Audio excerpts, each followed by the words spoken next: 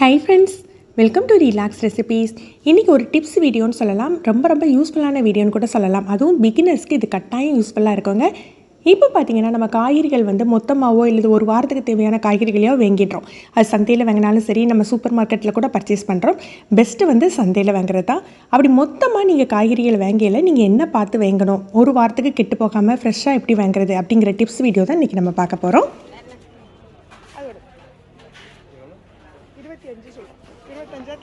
நான் ஆல்ரெடி முன்னால் போட்ட வீடியோக்களில் ஷேர் பண்ணியிருக்கேன். ஒரு வாரத்துக்கு தேவையான காய்கறிகளோ இல்லது விருந்து ஏதாவது இருக்குது, ஃபங்க்ஷன் இருக்குது அப்படின்னா அதுக்கு தேவையான காய்கறிகளை மொத்தமாக உழவர் சந்தையில் பர்ச்சேஸ் பண்ணிவிடுவேன் அப்படின்னு சொல்லிட்டு. உழவர் சந்தையில் பர்ச்சேஸ் பண்ணையில் பார்த்திங்கன்னா உங்களுக்கு விலையும் குறைவாக இருக்கும், காய்கறிகள் ரொம்ப ஃப்ரெஷ்ஷாக கிடைக்கும். மாலை விட ரொம்ப ஃப்ரெஷ்ஷாக இருக்கும்.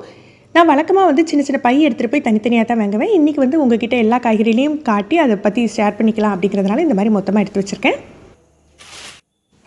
முதல்ல இஞ்சிலேருந்து பார்த்துடலாமே. இஞ்சி பார்த்திங்க அப்படின்னா 2 டைப் ஆஃப் இஞ்சி இருக்குங்க. நம்ம ஊரை பொறுத்த வரைக்கும் நல்ல காஞ்ச இஞ்சியும் இருக்கும், இளம் இஞ்சியாக இருக்கும். நீங்கள் இஞ்சி பூண்டு பேஸ்ட் அரைக்கணும் அப்படின்னா நல்ல இளம் இஞ்சியாக பார்த்து வாங்கிக்கோங்க. கொஞ்சம் கனமாக இருக்கும் இல்லையா, பெருசாக இருக்கிற இஞ்சியாக வாங்கிக்கலாம். அதுதான் இஞ்சி பூண்டு பேஸ்ட்டு செய்கிறதுக்கு உங்களுக்கு ஈஸியாக இருக்கும். அதே சமயம் நீங்கள் டீக்கு போடுவீங்க அப்படின்னா நீங்கள் அதுக்கு சின்ன துண்டாக இருக்கிற மாதிரி, அதுவும் சின்னதாக இருக்கும் இல்லையா, ஒல்லியாக இருக்கும்ல, அந்த மாதிரி இஞ்சியாக வாங்கிக்கோங்க. அதான் உங்களுக்கு டீக்கு நல்ல காட்டமாக இருக்கும், உங்களுக்கு வீணாகவும் போகாது. சின்ன துண்டு நமக்கு தேவைக்கு தகுந்தாப்பில் யூஸ் பண்ணிக்கலாம்.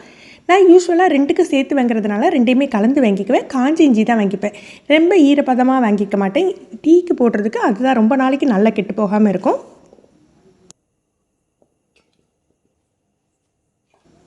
கத்திரிக்காயை பொறுத்த வரைக்கும் நம்ம ஒன்று தாங்க நோட் பண்ணணும், அதோட காம்பு தான் நோட் பண்ணணும். நல்ல இளம் பச்சை கலரில் இருக்கணும், அப்படி இருந்தால் தான் அது ரொம்ப ஃப்ரெஷ்ஷானது.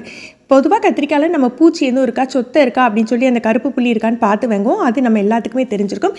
நீங்கள் இந்த காம்பை பார்த்து வாங்கினீங்க அப்படின்னா உங்களுக்கு நல்ல ஃப்ரெஷ்ஷானது அப்படின்னா நல்ல பச்சை பசேல்னு இருக்கணும். இப்படி வாங்கி வச்சுக்கிட்டிங்கன்னா ஒரு வாரம் ஆனாலும் உங்களுக்கு ஃப்ரிட்ஜுக்குள்ளே வச்சாலும் சரி வாடாமல் அப்படியே இருக்கும். தக்காளி மொத்தமாக வாங்கியில் நம்ம பார்க்க வேண்டியது என்னென்னா, எல்லாமே கனிஞ்சி தக்காளியாக நல்ல பழுத்த தக்காளியாக வாங்கிறாங்க. ஏன்னா மொத்தமாக வாங்கி வைக்கல தக்காளி வெடிச்சிடும், நம்ம ஃப்ரிட்ஜுக்குள்ளே வச்சாலுமே வெடிப்பு விழுந்துடும். அதனால் காய் பழம் நல்ல கனியும் சேர்த்து கலந்து வாங்கிக்கோங்க. அதே மாதிரி சைஸுமே எல்லா சைஸ்லேயும் வாங்கிக்கோங்க. ஏன்னா இப்போ நம்ம ரசத்துக்கு போடையில் சின்ன தக்காளி போதும், இதே சால்னா வைக்கிறோம், குழம்பு வைக்கிறோம் அப்படின்னா கொஞ்சம் பெரிய தக்காளியாக எடுத்துப்போம். அந்த மாதிரி வாங்கிக்கோங்க. அதே மாதிரி ஃப்ரிட்ஜில் பாக்ஸில் போட்டு ஸ்டோர் பண்ணுறதா இருந்தால் நல்ல காய் வெட்டாக இருக்கிறத அடியில் வச்சு நல்ல கனிஞ்ச தக்காளியை மேலே வைங்க. 1-2 ரொம்பவும் கனிஞ்சு போயிருக்கும், அதை உங்களுக்கு தனியாக எடுத்து வச்சுக்கிட்டீங்க அப்படின்னா தக்காளி கெட்டு போகாமல் இருக்கும்.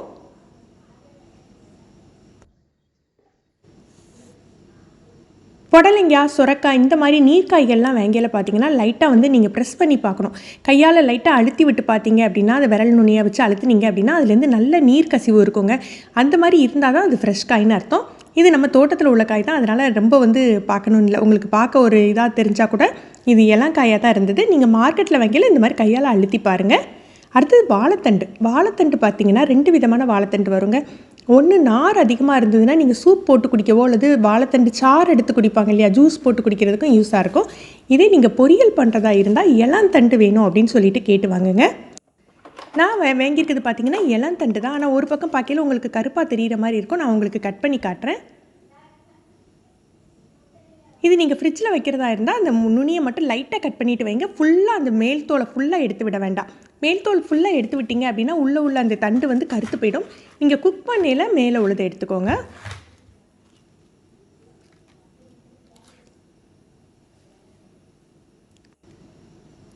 பாருங்கள், நல்ல இளம் தண்டாகவே இருக்கும். அந்த நடுப்பகுதியை தான் நம்ம சமைப்போம்.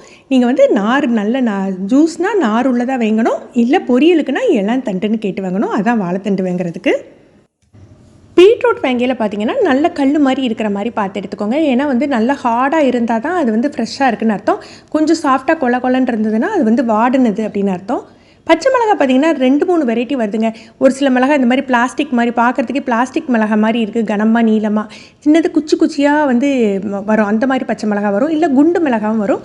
நீங்கள் யூஸ்வலாக எவ்வளோ காரம் சேர்ப்பீங்களோ அதுக்கு தகுந்தாப்பில் நீங்கள் பச்சை மிளகா கேட்டு வாங்கிக்கோங்க. வெள்ளரிக்காயும் அப்படி தாங்க, கொலன்னு இல்லாமல் இந்த வெள்ளரிக்காய், சாலட் வெள்ளரிக்காய் இருக்குல்ல, அது நீங்கள் கொலன்னு இல்லாமல் பார்த்து வாங்கிக்கோங்க. ஏன்னா 2-3 நாள் நீங்கள் வச்சுக்கிறீங்க அப்படின்னா கொஞ்சம் கல் மாதிரி இருந்தால் தான் ஃப்ரிட்ஜில் வச்சா கூட நல்லாயிருக்கும். கொலன்னு இருந்தால் ஃப்ரிட்ஜில் வச்சுருந்தா கூட உங்களுக்கு ரொம்ப நீர் விட்டு வேஸ்ட்டாக போயிடும். லெமனும் மொத்தமாக வாங்கல, நீங்கள் ஃபுல்லாக பழுத்த லெமனாக வாங்கிடாதீங்க. கொஞ்சம் மீடியம் சைஸாகவும் வாங்கிக்கோங்க. பெரிய சைஸ் அப்படின்னா உங்களுக்கு அந்தளவு செலவழிஞ்சிடும். நீங்கள் ஒரு லெமன் ஒரே சமயத்தில் யூஸ் பண்ணிடுவீங்க அப்படின்னா நீங்கள் அந்த மாதிரி வாங்கிக்கலாம். இல்லை மீடியமாக வாங்கிக்கிட்டிங்கன்னா உங்களுக்கு வேஸ்ட் ஆகாது. அடுத்தது பார்த்தீங்கன்னா கிழங்கு வகைகள். நான் இன்றைக்கி வந்து சிறுகிழங்கு வாங்கியிருக்கேன். சிறுகிழங்கு வந்து நான் குக்கரில் வேக வைப்பேன். அந்த மாதிரி வேக வைப்பீங்க. நீங்கள் குக்கரில் வேக வைப்பீங்கன்னா ஒரே மாதிரி சைஸ் இருக்கிற மாதிரி வாங்கிக்கோங்க. அப்போ தான் உங்களுக்கு ஒன்று போல் வந்து வரும். ஒரு பெருசு ஒரு சின்னது அப்படின்னா ஒன்று குழஞ்சி போய்டும், அந்த மாதிரி ஆகிடும். குக்கரில் வேக வைக்கிறதா இருந்தால் கிழங்கு வகைகளை நீங்கள் ஒரே மாதிரி சைஸ் இருக்க மாதிரி பார்த்து வாங்கிக்கோங்க. இப்போ நிறைய பேர் வந்து அந்த காலத்தில் வந்து சிறுகிழங்கு நம்ம மண் தொடச்சி தான் நம்ம வந்து க்ளீன் பண்ணி தான் கட் பண்ணுவோம். இப்போ குக்கரில் வேக வச்சு கூட நம்ம தோல் எடுத்து உரிச்சிட்டு நம்ம யூஸ் பண்ணலாம். பல்லாரி வேங்கிலையும் அப்படி தான் எல்லாம் ரோஸ் கலராக இருக்கிற மாதிரி இருந்தால் நல்லாயிருக்கும். உங்களுக்கு பிரியாணிக்கோ இல்லை வந்து குழம்புக்கோ போடுறதுக்கு ரொம்ப நல்லாயிருக்கும். அது மாதிரி மொத்தமாக நீங்கள் 1 கிலோ 2 கிலோ வாங்குறீங்க அப்படின்னா எல்லா சைஸ்லேயும் வாங்கிக்கோங்க. பெரிய சைஸ் சின்ன சைஸ் அந்த மாதிரி பார்த்து வாங்கிக்கோங்க.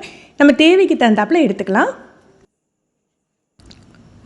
பூசணிக்காய் தடியங்காய்லாம் பார்த்தீங்கன்னா இப்போ நம்ம வந்து முழுசாக வாங்குறது இல்லை, பத்தை போட்டு வாங்கிட்டு வந்துடுறோம். ஒரு பத்தை அல்லது 2 பத்தை அந்த மாதிரி போட்டு வாங்கிட்டு வந்துடுறோம். இதில் பார்த்திங்கன்னா ரொம்ப கொழகொழப்பு இல்லாமல் வாங்கிக்கிட்டீங்க அப்படின்னா ஃப்ரெஷ்ஷாக இருக்கும். இதை நம்ம க்ளீன் பண்ணிவிட்டு பெரிய பெரிய பீஸாக கட் பண்ணி கூட ஒரு பாக்ஸில் ஸ்டோர் பண்ணி ஃப்ரிட்ஜில் வைக்கலாம். இல்லாட்டி நீங்கள் அப்படியே வைக்கிறதுங்கன்னா சீக்கிரமாகவே சமைச்சிடுங்க, இல்லைன்னா ரொம்ப வம்பாக போயிடும். இது அவரைக்காய் பார்த்தீங்கன்னா அவரைக்காவுமே உங்களுக்கு நிறைய வகை இருக்குங்க. நாட்டு அவரைக்காய், கொடி அவரைக்காய், அந்த மாதிரி நிறைய வகை இருக்குது. நம்ம தேவைக்கு தகுந்தாப்பில் வாங்கிட்டு இது தண்ணி படாமல், இது சில சமயம் உழவர் சந்தையிலலாம் வாங்கினீங்கன்னா பார்த்தீங்கன்னா தண்ணி தெளிச்சிருந்தாங்க அப்படின்னா ஈரமாக இருக்கும். அதை பார்த்துட்டு நீங்கள் தொடச்சி எடுத்து வச்சிங்க அப்படின்னா உங்களுக்கு கெட்டு போகாமல் இருக்கும். முருங்கைக்காய் நிறைய பேத்துக்கு தெரிஞ்சிருக்கும், முறுக்கி பார்த்து வாங்கணும் அப்படின்னு சொல்லிட்டு. நம்ம கையால் இப்படி லைட்டாக முறுக்கி பார்த்தா ஈஸியாக முறுக்க வரணும். இதுதான் வந்து பிஞ்சு முருங்கைக்காய் அப்படின்னு அர்த்தம். சீசன் அப்போ நல்ல பெரிய பெரிய முருங்கைக்காவாக கிடைக்கும். அது முத்தி போனது கிடையாதுங்க. நம்ம லைட்டாக அப்படி முறுக்கி பார்த்துட்டு வாங்குங்க.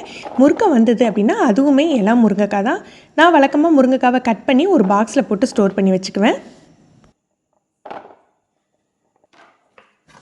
இன்றைக்கி நான் வாங்கின காய்கறிகளை எப்படி பார்த்து வாங்கணும் அப்படின்னு சொல்லிட்டு காட்டினேன். இது போக நிறைய காய் இருக்குது. பொதுவாக நீர்க்காயாக இருந்தால் விரல் நுனியால் அழுத்தி பார்த்து வாங்குங்க.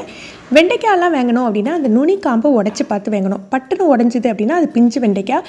எக்ஸ்பீரியன்ஸ் ஆனவங்க வந்து அந்த காம்பை உடச்சி போட்டு வீணாக்கக்கூடாது அப்படின்னு சொல்லிட்டு பார்த்து லைட்டாக அழுத்தி பார்த்தே வாங்கிடுவாங்க. கீரையெல்லாம் பெரும்பாலும் அன்னன்னைக்கு உள்ள கீரைகளை வாங்கிக்கிட்டால் எல்லாம் கீரையாக தான் இருக்கும் உங்களுக்கு. ஃப்ரெண்ட்ஸ், இந்த வீடியோ உங்களுக்கு யூஸ்ஃபுல்லாக இருந்திருக்கும்னு நினைக்கிறேன். நீங்கள் யூஸ்ஃபுல்லாக இருந்தது அப்படின்னு நினச்சிங்கன்னா நீங்கள் இதை ஷேர் பண்ணுங்கள். இந்த வீடியோ பிடிச்சிருந்ததுன்னா லைக் பண்ணுங்கள். நீங்கள் ஃபஸ்ட் டைம் நம்ம சேனல் பார்க்குறீங்கன்னா ரிலாக்ஸ் ரெசிபி சப்ஸ்கிரைப் பண்ணிக்கோங்க. உங்களுக்கு தெரிஞ்ச டிப்ஸையும் இந்த கமெண்டில் ஷேர் பண்ணுங்கள்.